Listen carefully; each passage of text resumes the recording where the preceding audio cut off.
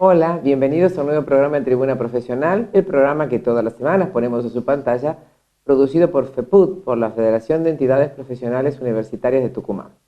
Estamos en el mes de la Independencia y por eso vamos a hablar precisamente de la Declaración de la Independencia, del contexto histórico y lo que ha significado, a la luz de que, bueno, estamos ya viviendo casi el bicentenario para el 2016. Está con nosotros la doctora en Ciencias Sociales, profesora y licenciada en Historia, Marisa Davio, que es también investigadora del CONICET en el ICES, Instituto Superior, así es, de Estudios Sociales. Así que está con nosotros y con ella vamos a conversar sobre este tema y vamos a aprender seguramente mucho más sobre el 9 de julio de 1816. Bueno, bienvenida, doctora, a nuestro programa. Muchas gracias. Y la verdad que creo, claro, uno estudió toda su vida y sabe de la casita de Tucumán y bueno, y todo el contexto y estudió tantos años, pero en realidad tiene que ver con cosas mucho más profundas que se vinieron dando en esta zona de América del Sur, ¿no es cierto? Dentro de lo que se llama la conquista de América y la lucha contra el colonialismo, digamos, y contra la corona de España y todo eso, que a veces la gente dice, no, bueno, vinieron los congresales, vinieron, pobrecitos, algunos demoraron hasta 4 o 5 meses para llegar, ¿no es cierto? Y yo creo que a veces este tema del contexto histórico no lo tenemos muy documentado. Creo que empezamos ya con el grito de 1810, ¿no es cierto? De 25 de mayo, más o menos ahí arranca un poquito esto, ¿no? ¿Sí?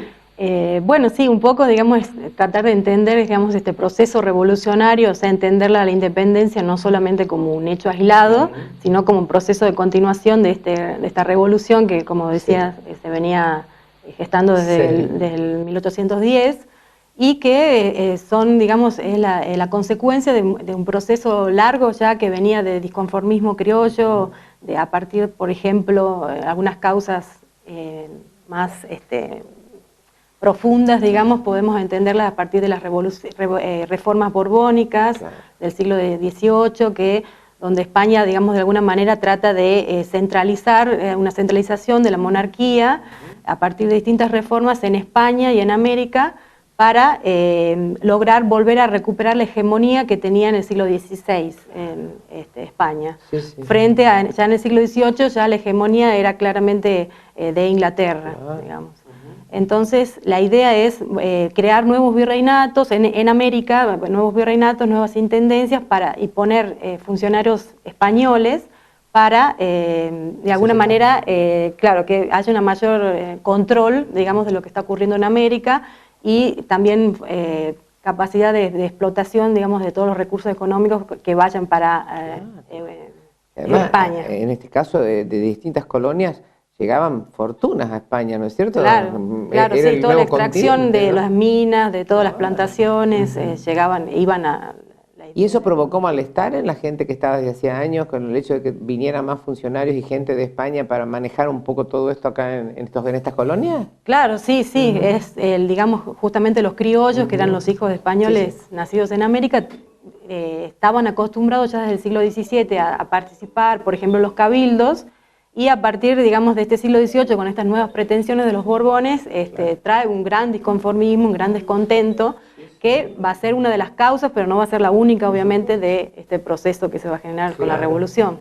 Y esto que pasó en 1810 y todo eso, que después, por ejemplo, se continúa con 1812, la batalla de Tucumán, el prolegómeno inclusive de la gran declaración de la independencia en 1816, forma parte de todo este contexto histórico, ¿no? Claro, sí, sí. Las distintas batallas, inclusive las pérdidas que tuvimos, ¿no? Claro, a partir ya, como decíamos, de la revolución, el 25 de mayo, con un cabildo abierto, lo que se hace es formar una junta en nombre del rey que estaba preso desde 1808, Fernando VII,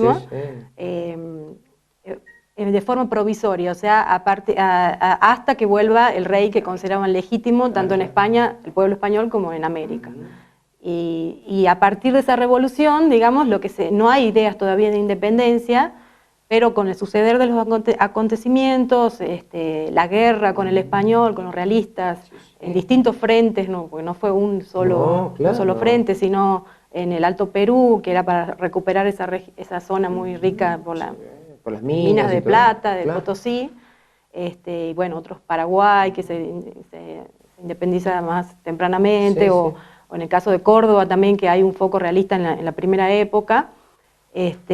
Bueno, digamos, a partir de esas, ya como decíamos, a partir de 1812 en adelante ya hay ideas, está con más fuerza la idea de la independencia, que se va a plasmar, por ejemplo, en la Asamblea del año 13, Claro. ya con la idea de independencia y formular una constitución. Y en este caso, este tema de las revoluciones que se venían dando en América Latina, que van bajando hacia lo que hoy es Argentina, por supuesto, en ese momento el virreinato del Río de la Plata, van contagiando un poco la zona y los realistas deben ir con sus ejércitos a pelear en cada uno de esos frentes, por ejemplo.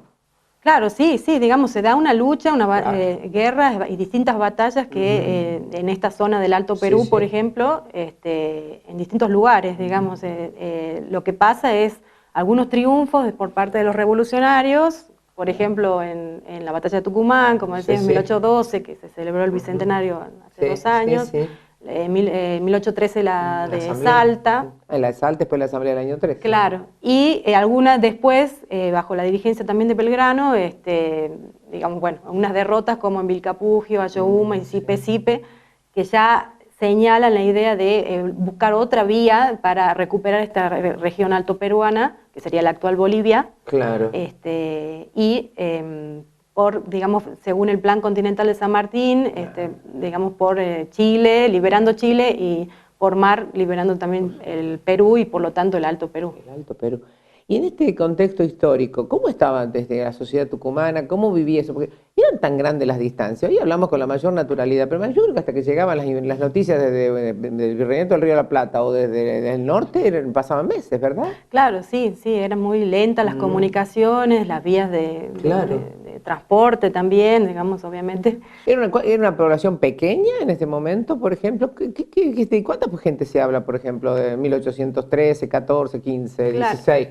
Y más o menos son 20.000 habitantes en la ciudad, digamos, pero vinieron distintos diputados para justamente este congreso, que ya está con la idea clara de la declaración más bien formal de la independencia, porque, bueno, vale acotar que en 1814 vuelve el rey Fernando VII al trono de España y con la idea de volver a la situación anterior de 1808, o sea, no desconocer todos los cambios que se habían sucedido en América Latina. Digamos. Era como retroceder, claro, ¿no? Una situación, volver a la misma situación, al absolutismo monárquico y a no considerar ninguno de los cambios ni los triunfos de los criollos. Entonces esa situación ya con más fuerza, digamos, ya se da la idea de directamente declarar la independencia, sobre todo acá en el Río de la Plata, que era el único foco revolucionario que todavía no había sido derrotado. Claro. ¿Y cómo se da que sea elegida Tucumán, San Miguel de Tucumán, para la reunión, digamos, de todos estos diputados de todo el país? Claro, la idea era elegir una provincia equidistante de todo lo que era el ex virreinato del Río de la Plata, y recordemos que era también el Alto Perú, o sea, no es solamente esta región actual de la Argentina. Y también no elegir una provincia que no sea Buenos Aires para evitar el centralismo, digamos, de Buenos Aires, que ya había algunas tensiones, digamos, con respecto a ese tema. Y bueno, se eligió Tucumán y bueno, la idea era por eso, venir distintos diputados de todas las provincias, salvo las del litoral que estaban en unión, digamos, una liga federal con Artigas, que no concurren. Exacto. Y en ese sentido, ¿hay algunos de estos diputados que se destacan más que otros? ¿Cómo es la redacción? ¿Cómo se da todo este marco de lo que se llama la Declaración de la Independencia de 1816? Claro, más que nada, digamos, más que cada diputado en sí, los nombres, lo que es importante destacar es las posiciones políticas sobre la nueva forma de gobierno, digamos, a instaurar, digamos, a partir de esa declaración de la independencia. Es decir, las opciones eran, digamos, instaurar una monarquía de tipo europea, o sea, debido a la restauración monárquica de Fernando de España y el Congreso de Viena con la derrota de Napoleón en 1815. También la idea era justamente traer un príncipe europeo para, bueno, que reine acá en Esas son cosas que a veces no se sabe mucho, ¿no? Claro. Uno dice la Declaración de la Independencia, como que nos liberamos de todo y había toda una idea era fuerte esa idea de traer, porque era lo que de alguna manera primaba en Europa. Y por otro lado estaba la idea, por ejemplo, de Belgrano, que era la de instaurar una monarquía de tipo incaica, con un descendiente de Tupac Amaru, debido justamente a la alta concentración de población que existía en el Alto Perú, más que en las provincias del Río de la Plata. Entonces, y pensaba que iba a tener gran aceptación por parte de esta población, debido justamente a esa rebelión que había hecho Tupac Amaru en 1780. Claro, pero de todas maneras eso no se plasma después a futuro, ¿no? Para nada. Claro, no, lo que triunfa en el largo proceso, en toda Hispanoamérica en realidad, es la forma republicana de gobierno. Eso es lo que es muy difícil de poner en práctica, por eso lo vamos a hablar en la segunda parte de nuestro programa con la doctora Marisa Davio. Ya volvemos enseguida.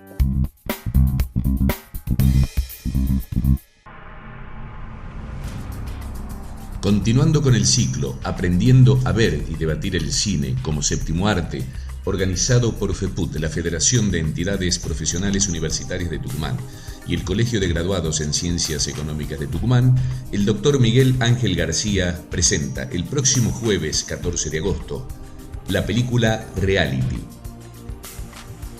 Con la dirección de Mateo Garrone, es una comedia dramática que cuenta la historia de Luciano, un pescadero napolitano que complementa sus modestos ingresos montando timos a pequeña escala junto a su mujer María. Luciano es un personaje simpático y entretenido. Nunca deja pasar la oportunidad de actuar para sus clientes e innumerables familiares. Un buen día, estos le convencen para presentarse a las pruebas del programa de televisión Gran Hermano. Mientras persigue su sueño, Luciano empieza a cambiar su percepción de la realidad. Reality de Mateo Garrone aborda el retrato despiadado de un hombre ridículo, Luciano Anielo, poseído por la religión de la tele. Luciano es interpretado por Anielo Arena, un ex miembro de la Camorra y preso condenado por asesinato desde 1991, en una actuación acorde con esta película que conecta con grandes tradiciones del cine italiano. Recuerdo, el próximo jueves 14 de agosto a las 9:30 de la noche, los esperamos en el Salón de Actos del Colegio de Graduados en Ciencias Económicas de Tucumán para disfrutar de la película Reality. La entrada es libre y gratuita. Dilma Toconás es la responsable de extensión del Museo de la Casa Histórica y precisamente conversa con nosotros sobre las renovaciones que ha habido en el museo. Así que es muy importante que a partir de lo que usted escuche que dice Dilma, usted se haga, digamos, un tiempito y pueda visitar nuevamente el Museo de la Casa Histórica porque va a encontrar muchas cosas nuevas. La escuchamos. Esto ya hace 2 años que se vienen haciendo modificaciones en cuanto al diseño museográfico, comenzando por la sala 1, la 2, cartelería, incorporación de patrimonio que estaba en el área de reserva y que ha sido tratado desde el área de conservación para ser expuestos. Entonces hay patrimonio que antes no estaba y ahora el turista que vino hace un tiempo lo puede ver. Por ejemplo, el cañón que en algún momento estuvo en el primer patio, ahora está en la sala donde se habla de la batalla, la independencia, y todo eso es llamativo para los niños, sobre todo que eso se ha notado, que la emoción que para ellos provoca poder ver muy de cerca y capaz en algún momento tocar el cañón o poder ver también bien cerquita los sables. También pasamos a otra sala donde está la parte gigantografía, las actas, el candil, la Biblia, todo ello es otra imagen visual que el turista antes no ha visto o que vuelve con los hijos o con los nietos, entonces ha notado ese cambio importante. Bueno, es un aporte importante, sobre todo para el público diferente que tenemos, y otra cosa que también se fue agregando, hay guías bilingües, entonces tenemos un personal que hace en inglés, si viene el turista se lo deriva directamente a ese guía, o también hay un personal que se está capacitando en lenguaje de señas, o sea, el museo ha incorporado nuevas formas o condiciones para recibir a su público. México. También tenemos, por ejemplo, el grupo Los Intérpretes, que es un grupo de teatro independiente que realiza teatro histórico en el segundo patio del museo. Esto es un aporte también importante, puesto que invita a participar al visitante y formar parte de la historia. Hay una obra que ellos la hacen y pasan la gorra, donde invita al turista a vestirse de soldado, a conocer el armamento de la época, cuáles eran los requisitos para formar parte del ejército del norte. Y la obra esta es 10:15, 11:15, una vez que se ha formado un grupo importante de turistas, se los convoca a través del Dr. Belgrano o de San Martín, que se van introduciendo en las salas. Y después la función de la independencia, sin ellos no hubiera sido posible, que es a las 19 horas todos los días hasta el 3 de agosto. En el Salón de la Jura tenemos, dentro de lo que es el nuevo diseño museográfico, está un atril donde podés apreciar una copia de las actas en quechua, aymara y español. Y luego en otro atril hay una pequeña descripción de cómo fue restaurado o cuáles son las intervenciones mínimas que tuvo el Salón de la Jura y la distribución de los cuadros con los congresales. El personal que trabaja acá en el museo es un equipo importante que se ha encargado desde el área de mantenimiento, seguridad, cada uno desde su lugar a hacer su trabajo. Para que el turista se vaya contento y pueda valorar y querer la casa, está el personal que ha pintado, que ha mantenido la fachada, todo lo que son murales, patio, el tema pintura, o hacer el tema las puertas, algún toquecito, los baños, todo eso tiene un equipo de grupo humano que están a cargo del arquitecto, a cargo del señor Isidro Juárez, a cargo de Alejandro Marcial, todo un grupo que maneja toda una área importante de trabajo en el museo. Muy bien, seguimos hablando con la doctora Marisa Davi. Bueno, tenemos la Declaración de la Independencia y la forma republicana, y cómo logran después comunicárselo al resto de, digamos, del virreinato. ¿Cómo llegan las noticias a los otros lugares? Que estamos, bueno, estamos libres, ¿sí? Bueno, por eso los medios de transporte, como decíamos, las comunicaciones también eran muy lentas, pero bueno, de a poco, digamos, se va llegando la noticia de esta independencia y bueno, acomodándose adhiriéndose ya desde la época de la Revolución de Mayo, las distintas provincias a este nuevo proceso político, digamos, que comienza. ¿Y qué papel juegan en este caso Belgrano y San Martín, después las declaraciones, el cruce de la cordillera, la declaración de la independencia de Chile, Perú, todo eso que se va dando después por el lado del Pacífico, ¿verdad? Claro. Sí. Y bueno, como decíamos hace un rato, Belgrano es el que va a tener el jefe revolucionario que se lo va a destacar, va a tener mayor presencia dentro del ejército auxiliar del Perú, que era justamente para lograr recuperar la zona altoperuana. Iba a tener una presencia muy destacada, digamos, en toda lo que es la convocatoria a las tropas, a través de la militarización de la sociedad, de toda la región de lo que sería hoy el norte argentino.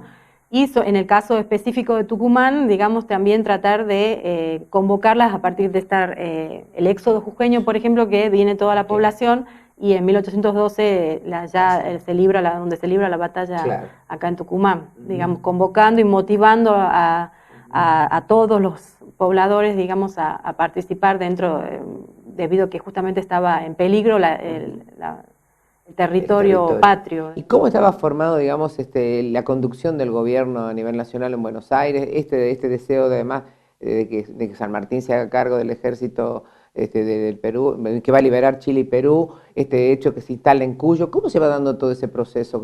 ¿Era un directorio lo que estaba en ese momento? A partir de 1814. Sí, antes estaba la primera junta y la junta grande, que son todos los diputados, y después los triunviratos, y recién en 1814 se va a optar por un gobierno unipersonal, digamos, que es el directorio, que va a tener distintos presidentes, ¿no es cierto? Distintos directores, claro, supremos. Sí. Y en este caso, ¿cómo se le encarga esto a San Martín?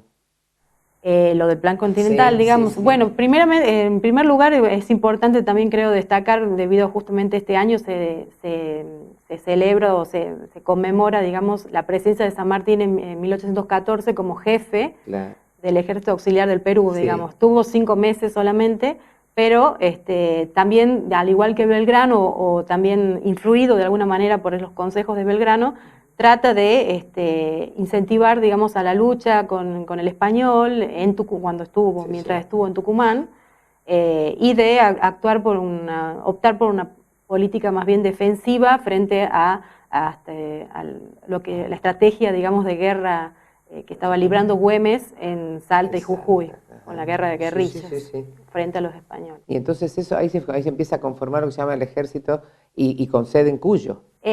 ¿Sí? No, eso es lo que pasa posteriormente, digamos. Esto es 1814, claro. Ya estamos pasando por... Después, digamos, posteriormente él está, como decimos, hasta 5 meses solamente, está enfermo y se tiene que, relegar del cargo. Y luego, ya se va, en los posteriores años, ya se le va a dar la conducción, claro, del ejército de los Andes con estas ideas del plan continental y de liberar primero Chile, traspasando la cordillera de los Andes, y luego por mar llegar a sorprender a los realistas y liberar también el Perú.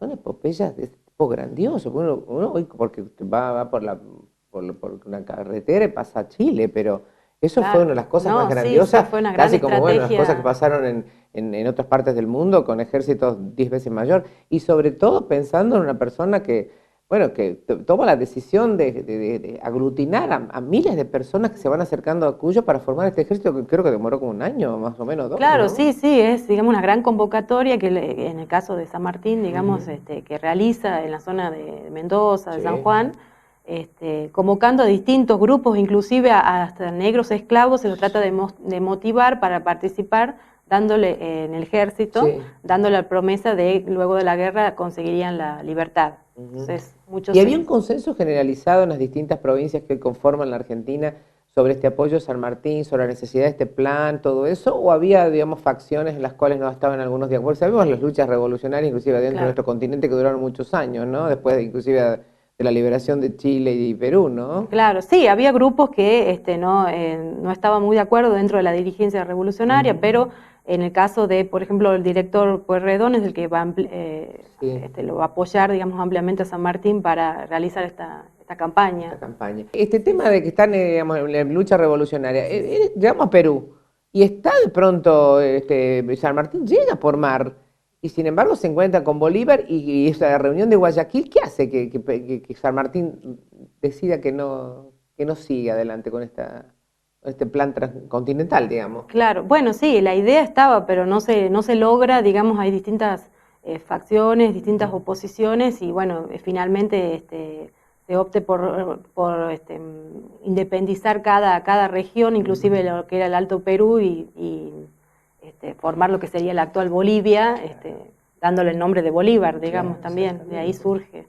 Y San Martín renuncia y vuelve a la Argentina, vuelve a nuestro país. Claro, bueno, y después ya se exilia, digamos, en Europa. Pero tiene que ver también con las luchas intestinas del país, lo que lo llevan, o no a tener suficiente apoyo del directorio. Claro, sí, no, él es como que de alguna manera se desiste, digamos, de seguir luchando debido justamente a estas luchas civiles que se van a generar luego de la independencia. No se va a poder lograr todavía, recién hasta la década de 1850, la formación del Estado Nacional, justamente debido a esas guerras entre lo que serían los unitarios y federales. Que impiden, digamos, el consenso, digamos, y la formación de este Estado a nivel nacional, digamos. Obviamente la historiografía ya en estos últimos años señala que no se puede hablar de esas facciones, digamos, unitarias o federales como algo acabado, como opciones políticas definidas, sino que se fueron reformulando, digamos, en las distintas épocas. Sí. Y en este tema, digamos, de liberarse del yugo español y todo eso, ¿qué otros son los países aparte? Argentina, Chile, Perú, y después seguimos con Bolivia, con Ecuador, claro.